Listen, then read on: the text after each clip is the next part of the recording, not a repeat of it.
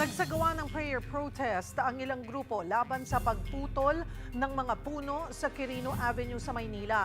Baka raw may iba pang paraan para maitayo ang pinaplanong expressway nang hindi ginagalaw ang mga puno. Magbabalita, Simon Gualvez. Binasbasan, dinasalan at tinalian ng berdeng laso ang mga natitirang puno sa kahabaan ng Quirino Avenue sa Maynila. Binendisyonan pati ang markang naiwan ng mga naputol ng puno. Bahagi ito ng prayer protest sa pangunguna ng Malate Catholic Church laban sa pagpuputol ng puno sa lugar. Nagmarcha pa nga sila mula Taft Avenue hanggang Ross Boulevard habang nagsasagawa ng Stations of the Cross. May itim na laso rin sila sa braso bilang pagduluksa. Naniniwala po kami na kapag hindi po kami kumilos ngayon, marami pa pong puno ang maputol. Hindi lang siya cutting, it's really massacre. Buhay ang ating kinikitil. Buhay na nagbibigay buhay sa atin. Higit 600 puno ang unang inaprubahan ng Department of Environment and Natural Resources o DNR na aalisin sa lugar para sa konstruksyon ng Southern Access Link Expressway o SALEX project. Itong nilalakaran ko ay bahagi ng Center Island dito sa may Quirino Avenue. Maraming mga nakatanim na puno dito noon.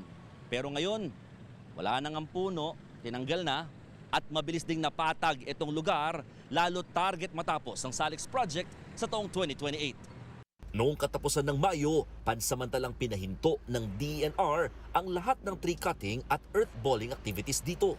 Gusto natin malaman at ma-verify kung meron pa talagang number one, kung nasunod pa ang mga safeguards na nasa permit ng contractor. At pangalawa, kung meron pang mga violation sa methodologies na ginawa. At kung meron mang violations, ano-ano ito.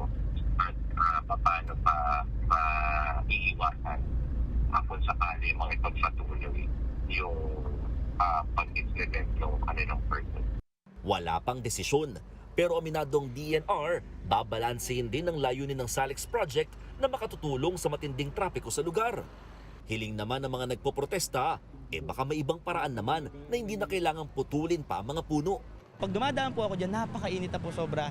Na po, paano naman po yung mga matatanda na naglalakad pa po from community, mas pupunta dito sa Quirino Station? Na po, paano naman po yung mga bata na kapag umuulan, mapasok sa eskwelahan?